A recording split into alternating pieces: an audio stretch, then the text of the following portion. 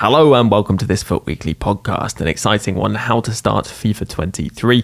We're going to go through and break down what the process is starting FIFA 23. We did a more broad episode talking about the start of the cycle and different approaches to FIFA 23 on a supporter episode if people would like to catch that. So we're continuing on from that into a more specific breakdown, and I'll introduce the same guest on that episode. So we have with us top NA player, top 2 because of Japes, but that could change in FIFA 23. 𝗏𝗏. Hello. Welcome. And we have game critic and consultant and FUT veteran 𝗏𝗏. Hello. Yeah, still got the sore throat mentioned in the last pod. And we have market and trading expert Nate, the FUT accountant. Howdy, howdy. And so I should probably start just again with the dates. The 21st, that's Wednesday of this coming week, is the web app launch. Companion app will be out on the Thursday, which is the 22nd. On the 27th at midnight, your local time, you'll be able to play the Ultimate Edition of the game. And I think at a standardized time across time zones on the 27th will be the 10-hour trial, which is playable until the 30th when the full game is released, or the standard edition. Ultimate Edition launch will be when you get those 4,600 FIFA points.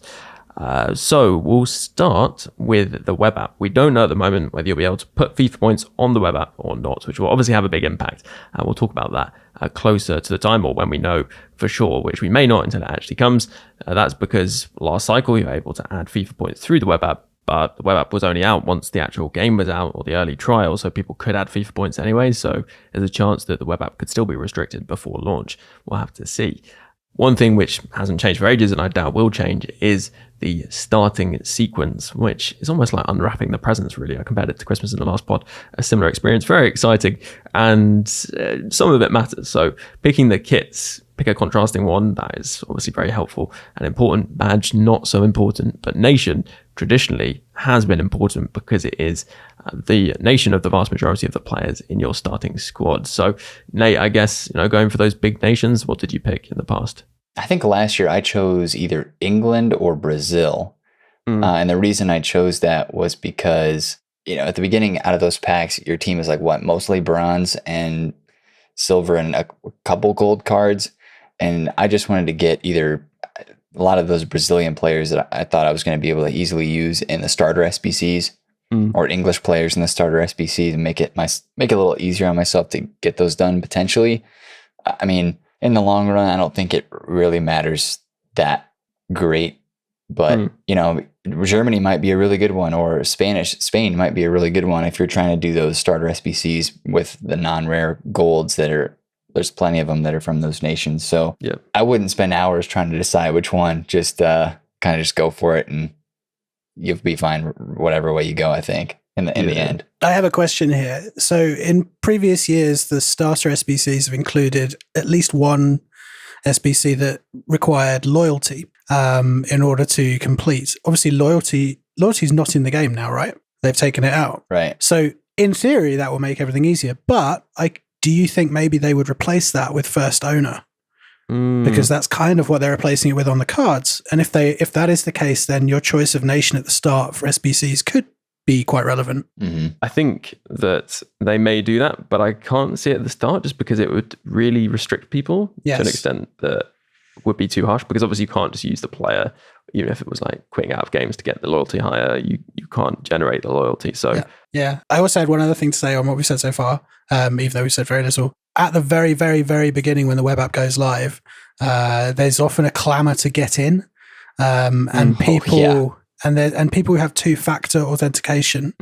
I am totally stealing this point from a previous year's podcast, by the way. But people who have two-factor authentication, if you have it set to send you a text, that service can get bogged down, and it can take you ages to get in. So if you have the web, like the Authenticator, Google Authenticator app, or something like that set up, then you can do it without that. And it makes it faster, and you won't be beholden to the whims of text messaging. Yeah, a really good point to make. Change that if you have it set to phone to being, I guess email's all right, but the Authenticator app is the best. Yeah, the app is great because then you're just not, it doesn't matter. The system isn't doing anything. You're doing it all yourself. Exactly. Yeah, that's a very good point to make. So that was even before you entered the web app. So very well remembered. It's quite interesting from a gameplay perspective. If you're going majorly old school, Hugh, and going to play with the team you actually build out of the box, if you like, they're probably going to have full chem, interestingly, because of the new chemistry system. Yeah, assuming you can get all the right positions, because I know if a player's not in position, then they don't get a chem. But I mean, they usually give you fairly standard positions. So yeah. And if you don't, then like you can swap them out pretty quickly, I think. So I'm sure they'll try to make it fairly easy, because people are learning the chemistry system, because they don't want you to start off on like one chem on everyone and kind of be left to figure it out on your own. So I assume there will be something. And then we can move on to, I'm sure you've all been looking at this in the notes, like Ben's loan trick. I think I know what this is. Maybe a lot of people know this, but basically when you get offered a loan player, the player that you pick in the squad changes the selection of players you get. Yeah. I don't think it's actually the player, is it? It's the position on the pitch you pick, or where on the bench you pick. And so it means you can get a bigger selection by going through other positions just to see who you get offered. And I almost always don't go for high-rated players. I'll almost always go for a player. I think a classic example last year was 𝘵𝗪𝗀𝘀𝘁, who's 82 rated, but obviously a pacey centre-back, French. And Bundesliga Bayern is handy too. But you get something like, 8 low matches, or maybe it was even 9 on him, whereas, a Pogba or whatever, he's only going to be there for like 3 games. So you can actually use him for a good amount of time, especially early in the game. That many matches is quite a few. A quick pointer to do that. And then you get in there, you do your basic starter SBCs to unlock the SBC section, I guess, and then move on. If you're on the web app, you probably want to try and complete as many of those SBCs as possible. And actually, Rob here asking, I've always started off the web app launch with getting the foundation SBCs done when they can be reasonably done, because you don't have the solutions, price fixing players and things like that. How much of an effect will the new chemistry system have on these? And do you anticipate they'd be harder or easier as a result?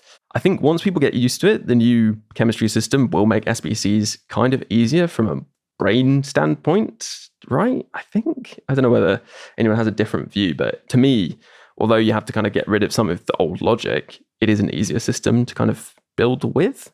Yeah, it's a little bit up in the air. I do think it'll be harder just because we're not used to the chemistry system, but we'll have to see what they ask us to do. I would imagine that it would be around the same requirements as in previous years, but yeah, it's kind of just an unknown. One thing I would mention, the only thing that I found myself doing a lot in the beta version was I used a lot of position changes. And I know that is only going to be one specific card on the market this year, not like all the different center forward to striker or center attacking mid to center mid.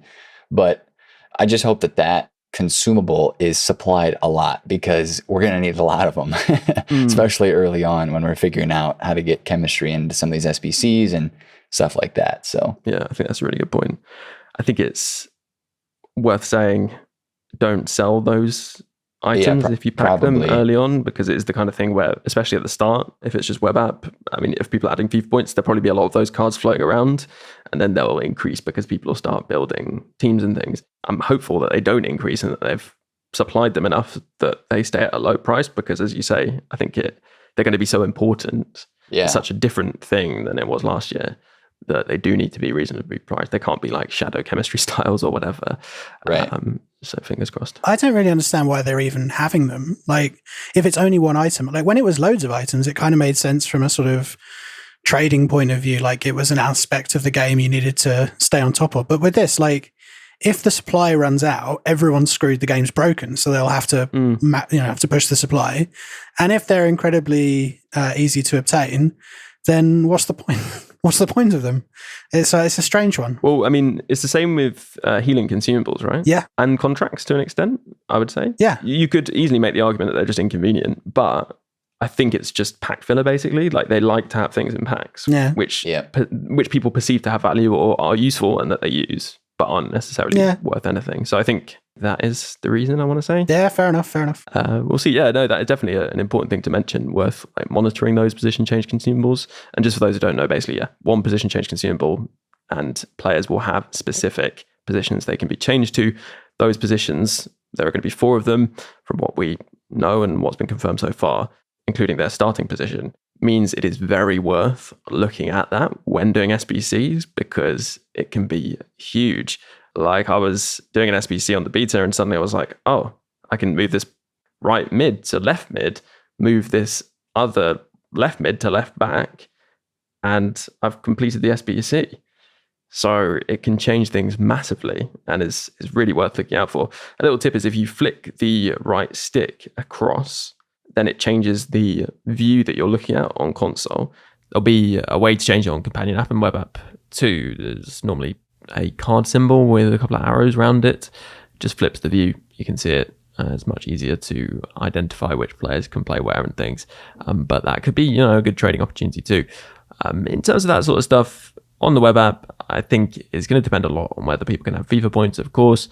If people can add FIFA points, then prices could get pretty low, but as people start to discard things, and also, I guess, sell to other people, they'll start putting those coins into expensive players. But it might take a bit of time because people are thinking about SBCs and not about playable squads. Yeah, I think you'll have a nice couple-day period in there where nobody will really have demand for building teams and playing games. It's all just like SBC demand. So that's probably where you'd want to be trading the most as well. And with those bronze, silver, and non-rare golds and rare golds that people need for the SBCs that they're all trying to get done to open some packs and get cards and coins. And then, yeah, like you mentioned here on the list too, like start to create a team, maybe formulate your starter type of squad based off of how your maybe a couple of first pack pulls at the beginning of the game have set you up coin-wise. So yeah, it'll be interesting in that early period. If you can have FIFA points, something we've not seen before, whereas previously people are extremely careful with their coins. The margins are really tight because there isn't the cash in the ecosystem. Essentially, there aren't the coins there. You can discard loyalty packs to generate coins, that sort of thing, which people will do and is probably recommended. Ultimately, it was very difficult for people to trade to some extent because the margins were so small and because there just weren't that many coins in the game. Although it did level the playing field, I suppose, for people spending FIFA points and people not spending FIFA points.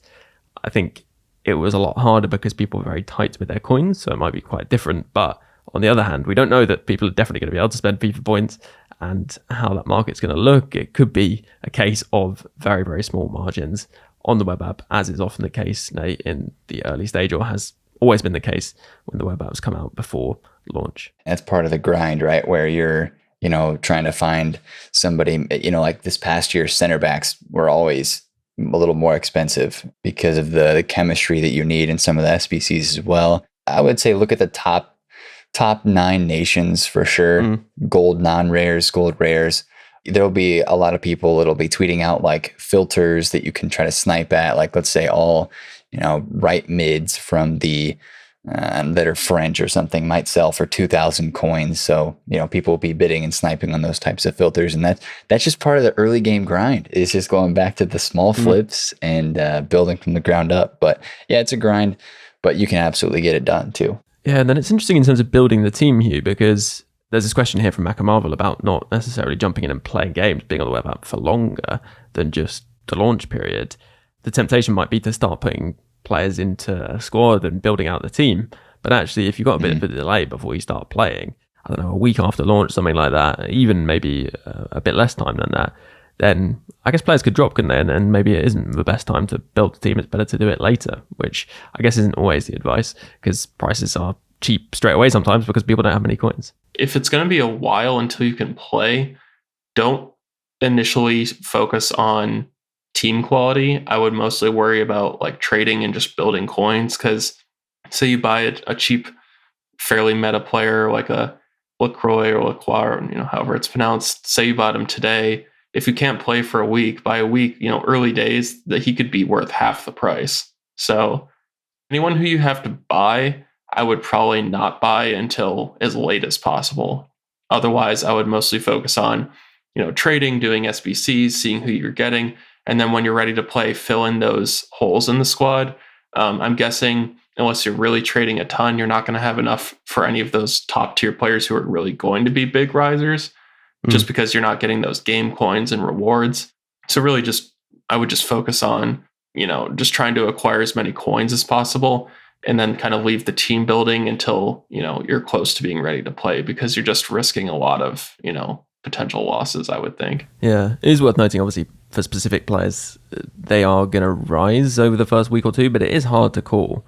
And I guess if you want to be safe, maybe you wouldn't buy. But someone like Dembele's 83 rated card did increase quite a bit over the course of that first week or two. So that's worth bearing in mind. And then let's move into actually getting on the game.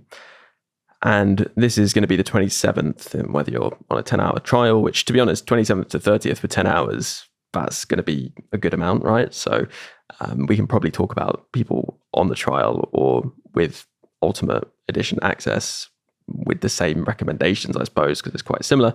I guess the differences would be if you're spending FIFA points or not. That would make a difference as to how you treat this time potentially.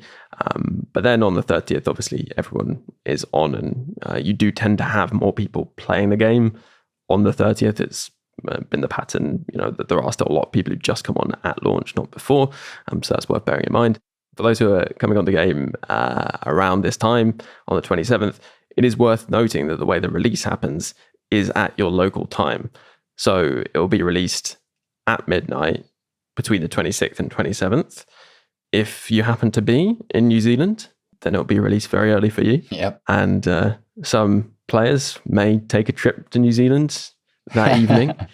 But interestingly, at least in the past, the trial hasn't been local time. I think that's right. I think that's right too, yeah. So there's a slim chance. You have to see when it's scheduled, that trial. Last year, that was 4 p.m. on the day they said it was going to be coming. So I think you would probably get on earlier if you're just, getting on the 27th with your Ultimate Edition rather than, bothering trying to get the trial because it might be earlier. It looks like you'll just be able to go on with your local time zone. And then from that point, what do people tend to get up to? I guess you might have prepared a team on the web app. You may be scrambling a team together there. If you're not flush with coins, Hugh, are you still going out and just building a cheap team and then going to play maybe even online because you feel like you're confident enough to do that? Or are you going to be squad battles, moments, I guess now, just to kind of get a feel for the game first? Yeah, usually I try to do just a few kind of offline type games. I think the moments will be a good way. I wasn't able to play the beta, so I have probably a bit more adjusting to do than some other players. So being able to do some of those moments, get used to how the game feels, trying out some of the new things like the power shot and things like that, I think will be useful before starting online. But after a certain point, I think you might as well just jump into it because you can only learn so much without, actually playing the games. I just like to, as we were discussing before, embrace, the time of year when you have weird team and weird players. I'm not trying to maximize my team before I even play a game. If I lose because the opponent has a much better squad than I do, then that's just how it goes. And it's probably the only time of year that's really going to happen. So embrace trying new players you'll never use again, and, have some fun with it. Sounds good. And what about you, Bremers? How would you be starting? For me, starting out this year is weirdly more exciting than it's probably been for several years. The fact that they've changed chemistry means that, to me, a lot of the menu stuff that I love grinding is going to be very different. And the fact that they made such significant gameplay changes as well, together with things like the addition of moments, means that the overall shape of how I play the game is probably changing, and what I do in the game is probably changing. So yeah, I genuinely it feels like a really exciting refresh to me. And so since I know I'll have plenty of time to play, I'll just be kind of taking my time. It's launching on is the 27th a Tuesday, right? So yeah. There's at least a day where I can just noodle around and do what I want before I have to think about things like rival rewards. Squad battles stuff, I assume, is still the rewards will be on Sunday morning. So I'm not going to be in any massive rush to smash through those. So yeah, I feel like there's always this sort of slight mad panic when for the likes of us when the game goes live. But I think I'll probably just be basking in it, taking in all the things that have changed. You don't have to immediately hit the end game within about 24 hours, right? So yeah, one thing I will definitely be doing that isn't laid back though is, before I get, assuming you can get into the web app first, is analyzing the milestone objectives in terrifying detail and creating a to-do list on my phone that I go along with when I get into the game, because there's often some quite valuable, albeit untradeable packs that you can get from those, just from spamming some like beginner matches and stuff. Yeah, that's a really good point. Yeah, there was a couple which you could kind of just like AFK, away from keyboard as people call it, like on the side while doing other things, because they were that easy to complete. Yeah. So, well, there was the bronze and silver team groups, weren't there? Yes. That you'd kind of run in and score like 30 goals against beginner AI, and all of a sudden you got like a bunch of really quite decent packs for that stage of the game. Obviously, they're built to be sort of unlocked as you play over the course of the cycle, but that's not how we play the game.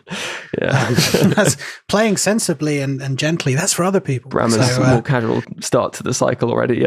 Hey, look, it's falling apart. I absolutely agree. Have a look at the objectives. I'm sure you will see people posting about the objectives that look good and worth keeping an eye on.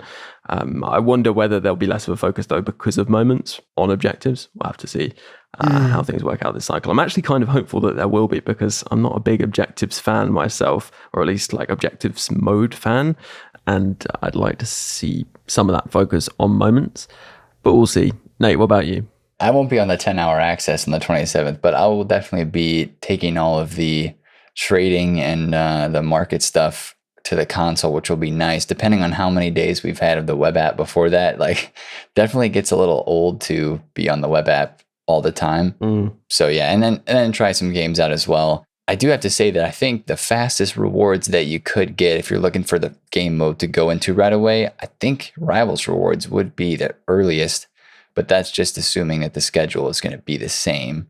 Yeah. If the game drops on a Tuesday, then of course your rewards on early Thursday would be your next chance to, or the first chance to get rewards.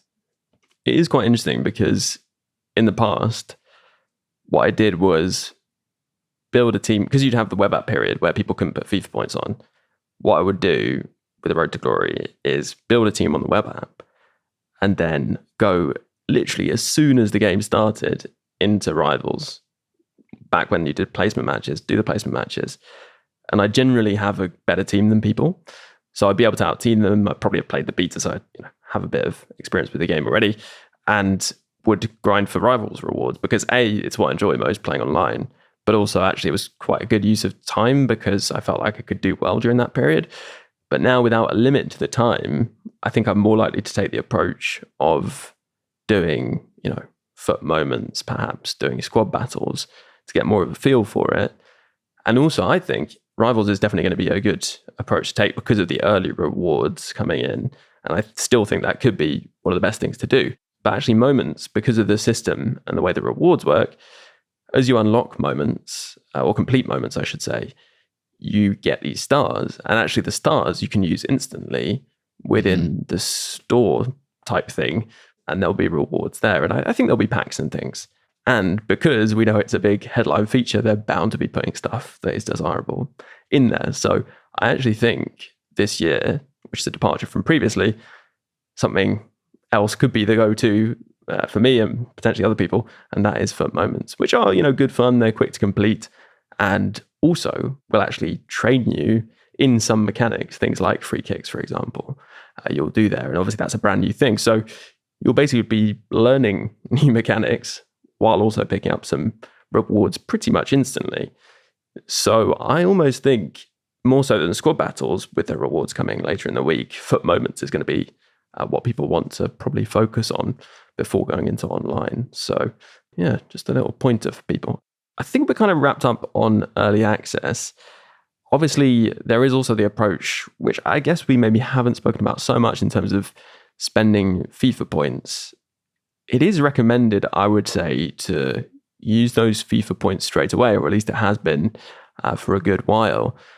If you're spending actual money on the game and going to put in a good amount, more than the, say, 4,600 that people will get on the 27th, I assume, because it's with the Ultimate Edition, then I would probably say go in there, really hammer packs essentially, and build yourself up a coin total, which you can then put into, a Team of the Week 1 meta player or something like that. Obviously, bear in mind the price, they might be overinflated because people are doing the same thing.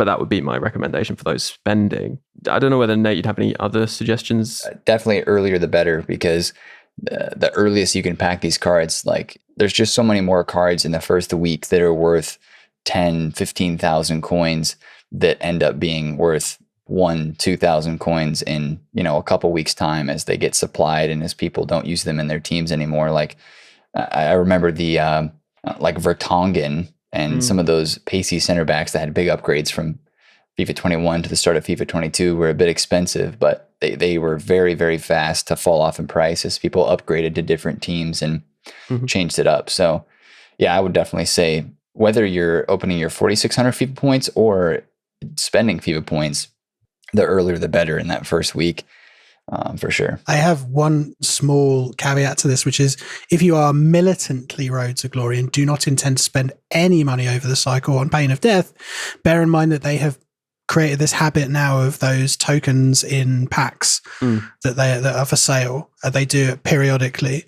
And you may, for example, get to Winter Wildcards tokens, assuming they do those again, and see a pack in the store that has an extra token that you might want, which could be worth like an 83 times 25 or something, right? And it's like a choice between 500 FIFA points you don't have or 100,000 coins, which is too much.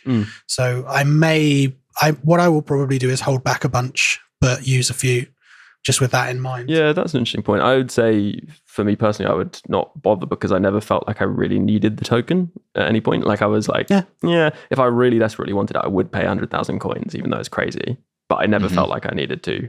That's fair. But I could see if someone was really into it and potentially would end up getting caught out at some point, wanted to make sure they had the opportunity to get all the tokens, but was running a no FIFA point up Road to Glory, I could see the argument there. I don't know. I just think they're so valuable at the start, FIFA points. One thing that a lot of people always ask about is draft, and we always say probably avoid it. But potentially, I've had some success when the 30th rolls around, the full release.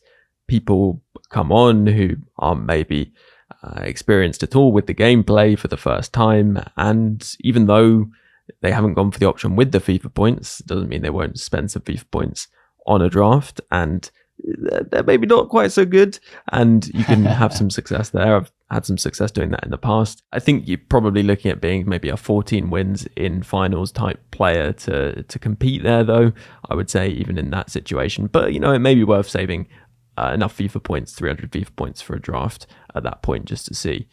I would also say the other thing you could look to, which really is probably for people who just have those 4,600 FIFA points. If you have more than that, then you want to, bulk FIFA point spend early. But you could do offline drafts because the pack rewards are exactly the same on beginner as they are on legendary. You could just score a goal and just AFK basically, or leave the controller for the rest of the game and pick up better pack rewards than you would have got by spending that FIFA point total on the packs in the store that are available, because remember, it's only 7.5k packs. And so, yeah, I think that is an option for people if you have the time. But yeah, obviously, as we've been saying, it all does depend when you can spend FIFA points. It may well be you can put them on in the app, and then people will have mostly probably spent their allocation aside from that 4,600 FIFA points. I know some people do sometimes like to save a bit for one to watch. Actually, talking about saving things, I think, Q, you had a question, right, for Nate? Really just wanting to know if you're spending FIFA points or even just the pre-order FIFA points and you're opening these packs, say you're getting a lot of players that are 78 rated, no one's playing with them, but you also don't need them for any SBCs or anything like that. They're not going to sell. Right. Would you, store those on your transfer list in your club, or just, to kind of take the coins and quick sell them because it's not really worth taking up the space in your club or transfer list? Yeah, for the stuff that's like 78 to 80 rated that is not really needed. Like, I don't know, an example might be like a guy from an off league, an off nation that isn't very useful for anything. I would quick sell those. Yeah, I would even think into the very beginning stages of like the web app. Like if you're opening your welcome back packs and you have, a gold non-rare that doesn't sell and that already has a little bit of supply on the market and you can tell it doesn't sell, like just quick sell it, take your 300 coins, and that way you're getting off the ground. But even when you have your 4,600 FIFA points right away, some people might say, yeah, sell everything, because if you relist it 5 or 10 times, maybe it'll sell. I think there's a point to that, but when it comes down to like a gold non-rare, whether it's selling for 400 coins or you can quick sell it for like 316 or whatever it is right away, I would just take the quick sell value on those types of cards. Yeah. That's a good point. Also, I'll never forget this point that I think it was Matt made. He basically said that someone, I think this was maybe 2 years ago now, possibly, because it was when the web app was out, but the game wasn't out itself. And someone packed, I think it was maybe De Jong, but it was a high value player in form. Mm-hmm. And the guy goes, "Oh yeah, Matt, I quick sold him." What? Matt's like, "What?" And basically what he did was quick sold him, got the 10K, which is obviously a huge amount to have when the web app's out. And then when the game was out and he had coins again, obviously from his 10K, he built up his coin total. He went on the web app and recovered him, paid the 10K, and he got up in price by that point as well. So yeah, there's an argument potentially to be quick selling informs. I actually remember that conversation last year now when Matt was telling that. Okay, I think I remember him telling the story last year at some point, or us talking about it, because that's a real 5-head play if that happens in the beginning to you. Like if you get hit with an insane pack pull, just don't forget to recover it. Just set multiple alarms for 6 days time, because that could end badly. Yeah. And it's 6 days, not like full 7 days worth of hours, exactly, however many that is. Yeah. And if anyone pulls anything like that kind of move, let us know. Always fun to share those. So yeah, I think, Nate, you covered that question well, and I'm not sure there's too much else to add, but I do think there is huge value in quick selling. I think it's not something people should avoid, and agreed, it's a good thing to do. One question that I've been asked quite a few times since talking about it on the podcast last cycle is how I managed to do a Road to Glory, which ended up with me getting moments from Ronaldinho at what 𝘭𝘪𝘬𝘦 here describes as a good point in the cycle, which was, I think, about a month before Team of the Season, something like that. And I ended up with, I think it was maybe 11 million coins by the time I bought Ronaldinho. And the question has been, how do you do that on the Road to Glory? I think people are aware that I'm not like a committed trader. I'm not out there like, flipping players and things like that, mainly investments. And first of all, I think it's important to say the start of the cycle, I make smart purchases. I'm not particularly, trading actively, but I'm trading probably more actively than I would the rest of the cycle. So, if I realize that a particular player who's a special item is, I feel, undervalued as like an inform, someone who's not going to get supplied in the future, even if I don't think they're going to go up, loads, I might pick them up and put them into my team or put them on the bench or something like that. And then I'll potentially look to sell them once there's been a good rise. I always have a rule. I don't know whether this is something that you do, Nate. If the player is worth over 5 to 10K or is a decent proportion of my kind of club value, I will always sell them when their price doubles. I think one important point to make to people wanting to do trading, especially starting out, is people think after buying a player, they've done their trading, but selling them is super important. And it's really easy to get caught holding players. And so, as a rule of thumb, I always sell when they double. But there is one big exception, and that is Harry Maguire, or certainly was last year. So what I did was, after I sort of built coins up over the first month or so, from playing the game, I always took tradable rewards. This was very deliberate. I wanted as many coins as possible. So when it came to about, it was probably, I want to say October time, and this may obviously change because we've got the World Cup mode, but I really don't think it's going to be a mode, because they can't take people out of the game that early in the cycle. So I don't think it's going to have the impact that it had in the past on the market, but it may cause a bit of panic. But I don't think that will affect this so much. In fact, it might be beneficial. Basically, when the price drops down to, I think it was like 1,600, I was able to pick them up every Friday on bid. I'd pick up like hundreds of Harry Maguires on bid for 1,200 coins or something like that. And yes, people were enjoying opening packs. I couldn't, because I was hoarding my Harry Maguires. I built it up so that I had probably like 600, I would say. Wow. Over a number of weeks. And these were all bought for 1,200 coins. So that's not a huge amount of coins, actually. It's like 600K. And bear in mind, as I was getting more coins over these weeks, during the week, I would also be putting that back into the bank of Maguire. And essentially, I think when I sold them, which was, I think must have been like late November, December, for a particular SBC, he went over 6K. So I was then on to maybe 3 million coins, 3 to 4 million coins, just from Harry Maguire. So I was going from 600K to about 3.7 million, something like that. Obviously, bear in mind, it's a problem in terms of being able to open packs and things over that period, but you can still claim tradable rewards.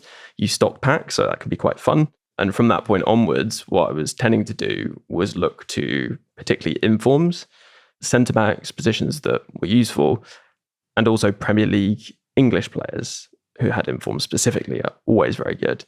And I found that often that would be an easy thing to buy because you didn't have to buy too many because you're paying like 10K at a time, but they would increase to 15K, sometimes 20 or even higher. And then I really committed to that. Maybe it was January time, something like that, where I put a lot of coins into informs and was able to kind of, I think, double or triple the coins again at that point. So it's essentially a lot of very, I guess you'd say, Nate, low risk investing, that if you are committed enough to buy a significant number of players, you don't have to think about it actually too much. It's kind of like a longer term play, but you basically are like, okay, I'm going to end up having 3 million coins after buying 600 of these after waiting like a month and a couple weeks. Like then you get to November and you're like, I have all these packs to open because I haven't been able to open these packs, and I have 3.7 million coins in your case. So yeah, whether it's you go that far as to go like unassigned and buy hundreds of them, or if you just put a couple in your club, put a couple in your transfer list, whether it's those gold cards or informs like you mentioned, really, really good early game investments, kind of like a dividend stock, if you will, in the real world of investing. In fairness, I haven't done that successfully in the past. I've tried it, but I didn't necessarily commit enough to a low risk investing strategy like that. So I think that is going to be my advice if you're looking to do something like this. You do need to commit, but don't commit to something risky, which that obviously wasn't risky. And let's move on to a more gameplay related question. I think something we'll definitely be discussing more in future weeks, but wanted to talk a little bit about it here. Flintren asking, which attributes are you looking for in players in addition to the pace ones? I want to make a quick point on pace before we move on. I really think that having free chem on your centre backs is going to be really quite important, more important than other positions. The centre backs don't have particularly ridiculous pace. The base pace on attackers is going to be higher. People really at the start rely on that to create chances when they're not necessarily skilled enough or don't have the knack in the new game to know how best to create chances. With the changes to depth being higher, I think there's definitely going to be more opportunity in behind if your centre backs don't have good pace. So if you can get them on free chem, splash out on a shadow chem style, I really think that's going to make a big difference at the start.